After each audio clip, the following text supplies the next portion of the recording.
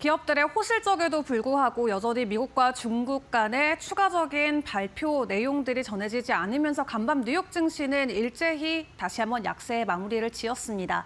그래도 지난 3거래일 연속으로 나름 강한 상승을 보여줬던 뉴욕 증시이기 때문에 오늘 장에서의 낙폭이 투자 심리에는 크게 영향을 주진 않는 것으로 보여지는데요. 다우가 0.3%로 가장 큰 폭의 증시 안에서는 낙폭을 보였던 하루였습니다. 그 가운데 주요 종목들의 변동성도 점검을 해보도록 할 텐데요. 이날 증시에서 엔비디아는 일단 1.3%대 반등 흐름을 보였지만 1분기에 55억 달러 정도의 손실이 반영될 수 있다라는 우려감이 나오면서 시간 외에서 주가는 급락하는 모습을 보이고 있습니다. 현재 시각 기준으로 시간 외에서는 6.2% 정도 지수 하락이 나오면서 105달러 선을 지나가고 있는데요. 중국용 반도체인 H20과 관련해서 수출 통제 이슈가 현재 엔비디아 주가에는 지속적인 변동성과 리스크를 키워가고 있는 것으로 보여지고 있습니다. 자, 그 가운데 테슬라 간밤에는 0.7% 정도의 반대 행세를 보였습니다. 지난 1분기를 통틀어서 또 3월이 돼서 현재 전 세계적으로 전기차에 대한 판매량이 증가하고 있다는 소식이 데이터로 또 확인이 됐었는데요. 3월 들어서만 30% 정도 전월 대비 증가한 것으로 확인되면서 전기차 판매량과 관련된 긍정적인 데이터가 테슬라 주가에는 간밤 추가적인 상승의 요지가 되어졌습니다. 그 가운데 WTI 그리고 10년물 국채 금리까지 일단은 일제히 하락하는 모습이 나왔습니다. 국제에너지기구도 현재 원유 수요 전망치를 하향 조정하면서 이날 증시에서 WTI는 61달러 선까지 다시 한번 내려간 상황이고요. 10년물 국채금리 같은 경우는 지금 국채가가 이틀째 강세를 보이고 있습니다. 미국 정부가 국채를 사들이는 방안을 현재 고민을 하고 있으면서 국채가 하락과 함께 국채금리도 변동성을 계속해서 보이고 있는 상황입니다. 그 가운데 오늘 나왔었던 주요 경제 지표도 체크를 해봐야겠죠. 총 두 가지의 지표를 확인을 해볼 수가 있겠습니다. 3월의 수입 물가 그리고 뉴욕 연은의 4월 제조업 지수가 있겠는데요. 일단 3월 수입 물가가 전월 대비 0.1% 하락하면서 지금 1년 만에 처음으로 전월 대비 하락분을 보였습니다.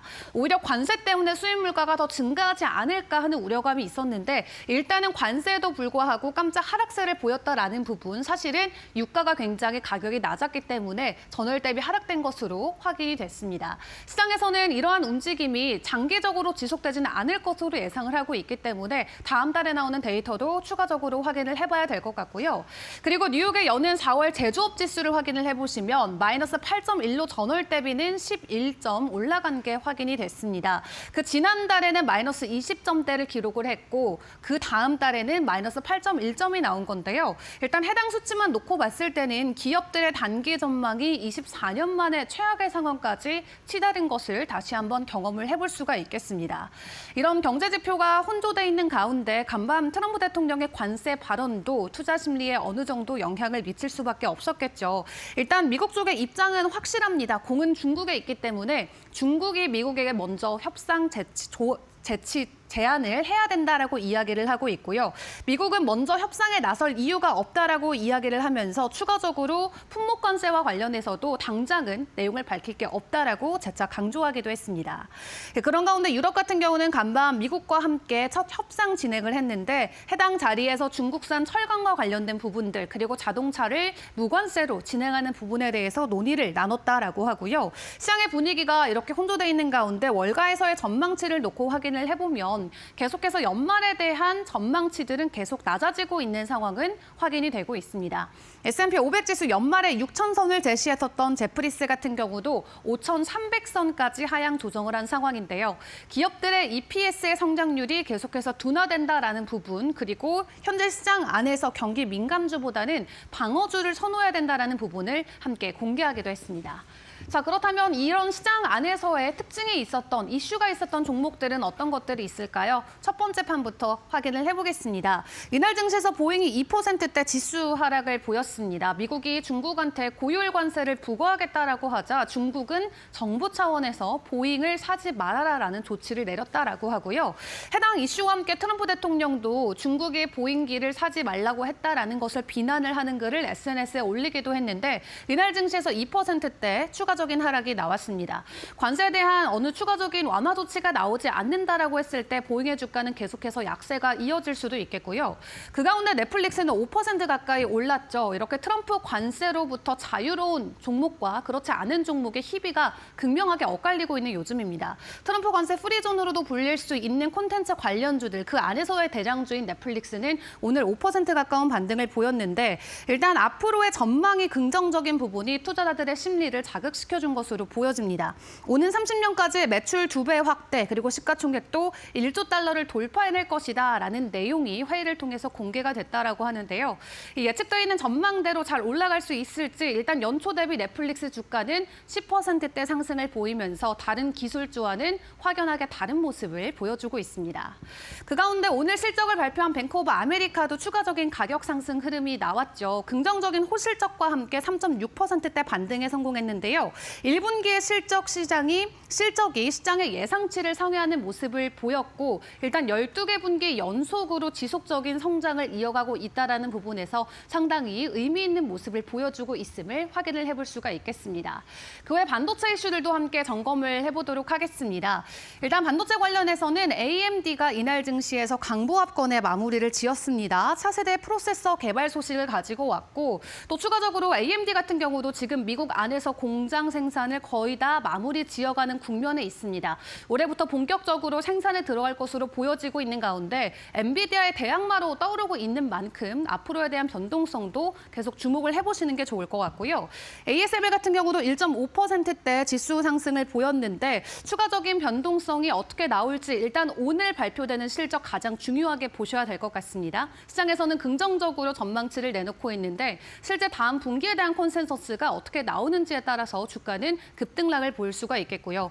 간만 마이크로소프트는 0.5%대 하락폭을 보였습니다. 웰스파고에서 515달러였던 기존 목표 주가를 500달러까지 하향 조정하는 리포트를 냈고요. 일단 마이크로소프트는 오는 30일에 실적 발표가 있는데 엣저에 대한 성장 부분들 그리고 다음 컨센서스에 대한 분기 기준을 어떻게 제시하냐가 마이크로소프트의 주가 상승을 견인할 수가 있겠습니다. 이렇게 주요 이슈들 함께 점검을 해봤는데요. 일정들을 어떤 것들이 있는지도 마지막으로 함께 체크를 해보겠습니다. 오늘 시장에서 가장 중요한 건 연준 의장의 연설이 되겠죠. 제롬 파월 연준 의장이 직접 무대 앞에 서서 연설을 진행하게 되는데 현재 연준의 생각은 어떠한지를 잘 체크해볼 수 있는 좋은 기회가 될 것 같고요. 그리고 주요 경제 지표로는 소매 판매나 산업 생산 지표가 준비가 돼 있습니다. 앞에서 말씀드렸던 것처럼 실적에서는 ASML을 가장 중요하게 보셔야 될 것 같고요. 이번 주에 이제 휴장이 함께 껴있기 때문에 목요일까지 진행되는 뉴욕 증시, 그 안에서 나오는 주요 실적들과 경제 지표들 꼼꼼하게 점검하시는 게 중요할 것 같습니다. 자, 그렇다면 간밤의 뉴욕 증시 분위기를 그대로 한국에 연결시켜 보도록 하겠습니다. 오늘 국내 증시는 어떤 영향권을 받게 될까요? 김세용 캐스터와 함께 확인해 보시죠. 네, 간밤 뉴욕 증시에서 주목해봐야 할 기업들, 또 그리고 오늘 국내장에서 어떤 기업에 영향을 미칠지 함께 살펴보겠습니다. 네, 먼저 메타입니다. 메타는 요즘 인스타그램과 왓츠앱 같은 자회사를 크게 키우면서 미국 정부로부터 지금 독점을 하는 거 아니냐는 지적을 받고 있는데요. 그래서 미국 공정거래위원회 FTC와 재판을 앞두고 있습니다. 이런 본안 재판을 앞두고 메타 1%대 하락하며 주가 흔들렸습니다. 이런 소식은 같은 플랫폼 구조를 가진 우리나라 기업 카카오에도 영향을 미칠 수 있겠는데요. 카카오도 국민 메신저다 보니까 한국에서도 비슷한 규제 논의가 다시 불거진다면 투자자 입장에서는 부담을 느낄 수밖에 없습니다. 이런 글로벌 규제 흐름 관심 있게 지켜보면 좋을 것 같습니다. 그럼 다음으로 넘어가겠습니다. 네, 다음 기업 보잉입니다. 보잉은 간밤에 중국 정부가 보잉 항공기 인도 거부를 지시하자 미국과 중국 간 무역 갈등이 이제는 항공과 방위 산업까지 이어진다며 우려를 낳았는데요.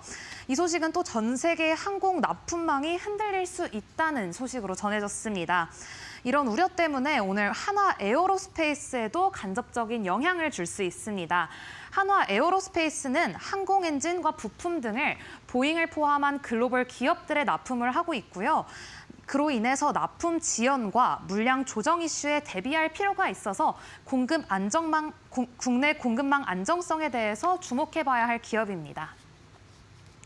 네, 다음 기업으로 넘어가겠습니다. 간밤에 넷플릭스 소식 전해드리겠는데요. 넷플릭스는 2030년까지 매출을 2배 확대하고 또 시가총액을 지금 4,200억 달러에서 1조 달러를 목표로 한다고 초장기 로드맵을 발표했습니다. 이런 로드맵 발표로 넷플릭스 주가는 4%대 상승했는데요. 이 과정에서 핵심이 되는 건 바로 오리지널 콘텐츠 강화입니다. 이런 그간 긴밀한 협업 관계를 맺어온 국내 콘텐츠 제작사, 특히 스튜디오 드래곤에 오늘 주목해보면 좋을 것 같은데요. 스튜디오 드래곤은 여러분들 아시다시피 더글로리랑 사랑의 불시착 같은 인기 드라마를 제작한 드라마 제작사입니다.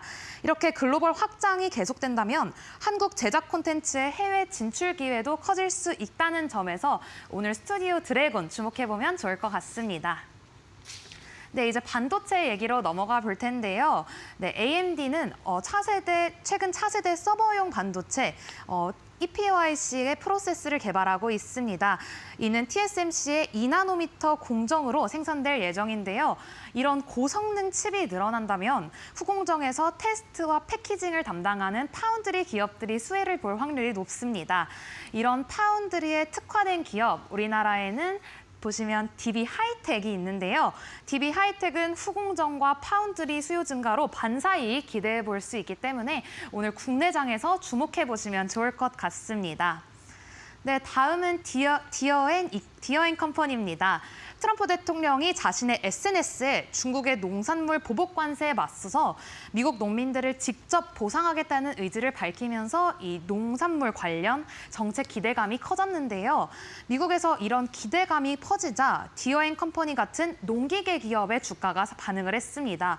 네, 우리나라도 이런 반응이 있으면 대동이라는 농기계 전문 기업이 영향을 받을 수밖에 없는데요. 대동은 수출 비중도 높고 또 미국 농업 정책이 바뀌면 수혜를 받을 수밖에 없는 구조입니다. 아직 두 기업 모두 단기 급등은 없었지만 중장기적으로 정책 방향에 따라서 주목해보면 좋을 기업입니다. 네, 그럼 지금까지 뉴욕 증시에서 주목해봐야 할 기업, 또 그로 인해서 국내장에서 영향받을 기업들 살펴봤습니다.